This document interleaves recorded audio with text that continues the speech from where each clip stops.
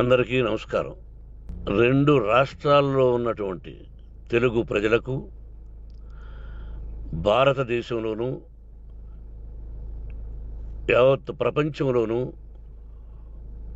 ఉన్నటువంటి తెలుగు మిగతా భాషలలోని అభిమానులకు, నా శ్రేయోభిలాషులకు, ఆత్మీయులకు, ప్రజాప్రతినిధులకు, 2 రాష్ట్రాల ముఖ్యమంత్రులకు, మీడియా ప్రతినిధులకు నా హృదయపూర్వక నమస్కారాలు.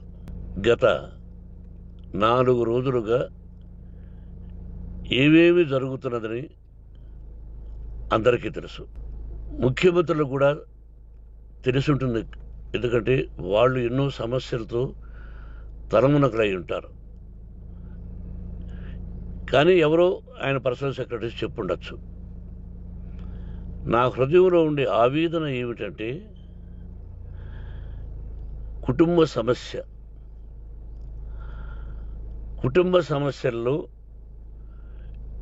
ఎవరైనా పర్మిషన్ లేకుండా ఇతరులు జోక్యం చేసుకోవచ్చా? మీరే ఆలోచించండి. 100కి 100% అనాల్సిన అవసరం లేదు. కనీసం 95-98% కుటుంబ సమస్యలు ఉంటూ ఉంటాయి. అంటే మేమంతా నటులం కాబట్టి మా విషయాలు, పాపులర్గా ఉన్నటువంటి రాజకీయ నాయకుల విషయాలు, కొంతమంది ఉన్నవి లేనివి, లేనివి ఉన్నవి చెబుతూ ఉంటారు. చెప్పేవాడు కూడా ఆలోచించాలి, వాళ్ళ మనసులు, వాళ్ళ కుటుంబ సమస్యలు అని. ఇదంతా ప్రజలకు తెలుసు. కానీ ఎందుకులే మన పనులు మనం చేసుకుందాం అని అందరూ సైలెంట్గా ఉన్నారు. ఇప్పుడు ప్రజలకు కూడా, కొంతమంది రాజకీయ నాయకులు కూడా ఆలోచించుకోవాల్సిన విషయం. విజువల్స్ చూడండి, టీవీల్లో వస్తున్నాయి, సోషల్ మీడియాలో వస్తుంది. రాత్రి 8 గంటలకు గేటు తోసుకుని నా బిడ్డ మనోజ్ కుమార్ వచ్చాడు. అది రైటా రాంగా పర్సనల్ విషయం, తర్వాత మాడుకోవచ్చు. పత్రికాధిపతులు, అది పత్రికా సోదరులు 4 రోజుల నుంచి నా ఇంటి ముందు మనుషులను పెట్టుకుని, వ్యాన్లు పెట్టుకుని అలా ఉండడం ఎంతవరకు న్యాయం? నేను అప్పటికీ బయట పోతున్నప్పుడు చెప్పాను, అందరికీ నమస్కారం అయ్యా, మీకు కుటుంబ సభ్యులు ఉన్నారు, దయచేసి నా సమస్యను నేనే పరిష్కరించుకుంటాను నా బిడ్డలతో, దీన్ని చిలవలు పరవలు చేయొద్దండి, దయచేసి నన్ను గౌరవించండి, నేను ప్రజలకు ఏం చేస్తున్నాను ఒక విద్య ద్వారా అనేది మీకు తెలుసు. నటుడిగా మీ అందరికీ తెలుసు. ఒక రాజ్యసభ సభ్యుడిగా మీకు తెలుసు. ఎంత క్లీన్ చిట్టుతో వచ్చానో రాజ్యసభ సభ్యుడిగా. నా హృదయంలో ఉండే ఆవేదన చెప్పనలవే కాదు, మీకే చెప్పాలి. ఈ రోజున ఈ మీడియా సోదరులు ఎంత కల్పితాలు, ఎంత నెగటివిటీ నన్ను గురించి చెప్తున్నారో మీ అందరికీ తెలుసు. దానికి నేను బాధపడడం లేదు. మీరు ముఖ్యంగా తెలుసుకోవాల్సింది, రాత్రుల్లో గేటు తోసుకుని, గేటు పగలగొట్టి పర్మిషన్ లేకుండా ఎవరైనా రావచ్చా? మీరే చెప్పండి. వచ్చిన వాళ్ళు అందరూ మీడియా సోదరులా, లేకపోతే ఇంకెవరైనా నా మీద పగ, రాగద్వేషాలతో ఏదో ఒక ఛానల్ చేతులు పెట్టుకుని అలా వచ్చి ఉంటారేమో సందేహం. కానీ వాళ్లను కొట్టాలని, తిట్టాలని మనసా వాచ దైవ సాక్షిగా నేను అలా ఆలోచించేవాడిని కాదు. ఎందుకు? వాళ్ళు ఉద్యోగస్తులు, నేను కూడా ఉద్యోగస్తునే, అందరూ కూలివాళ్ళం. భగవంతుడు ఇస్తుంటాడు మనకు కూలి.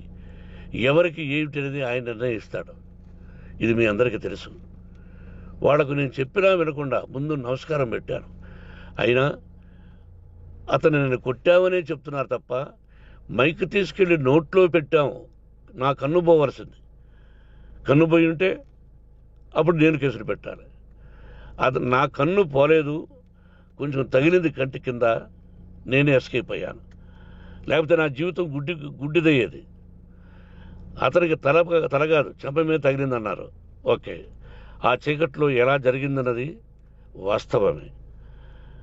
మైకు లాక్కోవడం, వాడు నన్ను కేకలేయడం, ఆ దీనిలో ఘర్షణ జరిగింది. నేను కొట్టిన దెబ్బ అతనికి తగిలింది అన్నారు. దానికి హృదయపూర్వకంగా బాధపడుతున్నా. అతను నాకు తమ్ముడే. ఒక తల్లి బిడ్డలం కాకపోయినా I love them, I like them. అటువంటిది ఈ రోజుకి బాధపడుతున్నా నేను. అయ్యో, అతని భార్య ఎంత బాధపడుతుందో, అతని పిల్లలు ఎంత బాధపడుతున్నారో అని నేను ఆలోచిస్తున్నా. మరి నేనెంత ఆవేదనకు గురి హాస్పిటల్లో అయ్యానో. నటించింది సినిమాలో నటిస్తాను తప్ప నిజ జీవితంలో నటించాల్సిన అవసరం లేదు. నాకున్నది ఒకటి ధైర్యం, సాహసం. నీతిగా, న్యాయంగా, ధర్మంగా బ్రతకాలన్నది నా ఆలోచన. ఎందుకు కొట్టాలి? గేటు బయటుండి నేనేమైనా అసభ్యకరంగా వాళ్ళని కొట్టుంటే డెఫినెట్గా నా మీద 50 కేసులు కాదు 100 కేసులు పెట్టి నన్ను అరెస్ట్ చేయొచ్చు.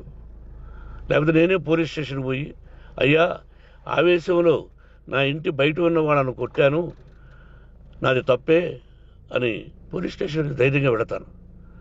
కానీ ఇంటి లోపలికి వచ్చి నా ఏకాగ్రతను, నా మనశ్శాంతిని భగ్నం చేశాడు. ఆల్రెడీ నా బిడ్డ చేస్తున్నాడు. అయినా నీ కన్నబిడ్డ, ఎప్పటికీ నీ కన్నబిడ్డే. ఏదో ఒక రోజున న్యాయం జరుగుతుంది, మేము కూర్చొని మాట్లాడుకుంటాం. దీనికి మధ్యవర్తులు అక్కర్లే. కుటుంబ సమస్యలకు బయట వాళ్ళని పిలిపించి ఇలా చేయండి, మీరు ఇలా మాట్లాడండి అని చెప్పక్కర్లే. కట్టు బట్టలతో మద్రాసుకు వెళ్ళేవాడిని. ఆల్రెడీ మీకు చెప్పాను. పైసా లేకుండా కట్టుబట్టలతో, చెప్పులు సగం కింద అరిగిపోయి అలా వెళ్ళినవాడిని. మా తల్లిదండ్రులు అద్భుతమైన జన్మను ప్రసాదించారు. ఒక్క పైసా ఇవ్వాల.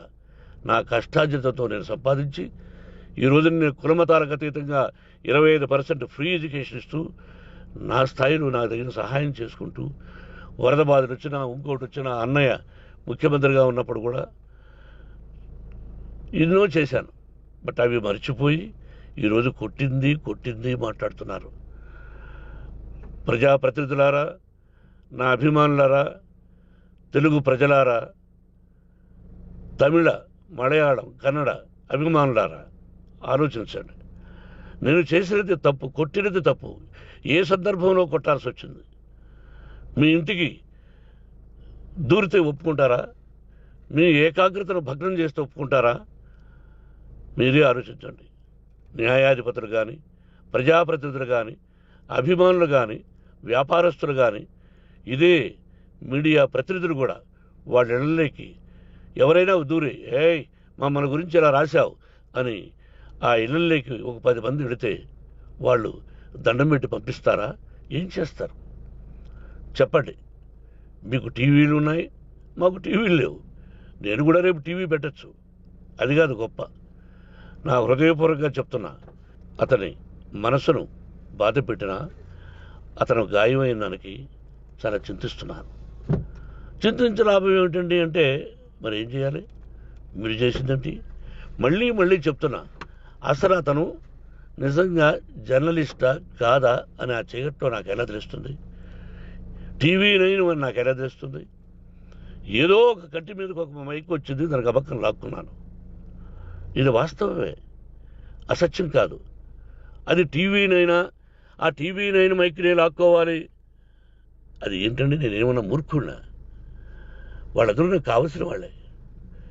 ఈ రోజున ఆ రజనీకాంత్, అతను కూడా ఎన్నో ఫోన్లు నేను చాలా సందర్భాల్లో మాట్లాడున్నాను.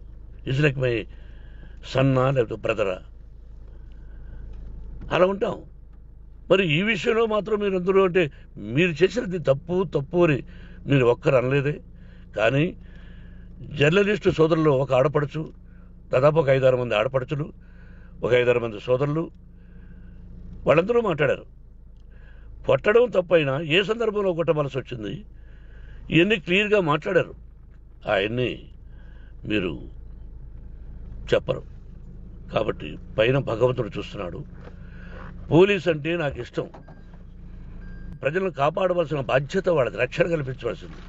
నా విద్యాలయానికి కూడా ఐపీఎస్లు ఐఏఎస్లు అయిన విద్యార్థులు ఉన్నారు. వాళ్ళకు న్యాయం ధర్మం నేర్పించి పంపించాను నా ఇన్స్టిట్యూషన్లో. But they are perfect. కొంతమంది ఐపీఎస్లు ఐఏఎస్లు డీసీపీలు ఇలా చాలామంది ఉన్నారు. బట్ ఎక్కడెక్కడో పనిచేస్తున్నారు. వాడు నా బిడ్డలు. మరి వాళ్ళు కూడా పోలీసు ఉద్యోగస్తులే కదా, న్యాయంగా ఉన్నారు కదా. కానీ ఇక్కడ మాత్రం ఏకపక్ష నిర్ణయం ఏమి చేస్తున్నారో మీరే ప్రజలారా చూడండి, ఆలోచించండి.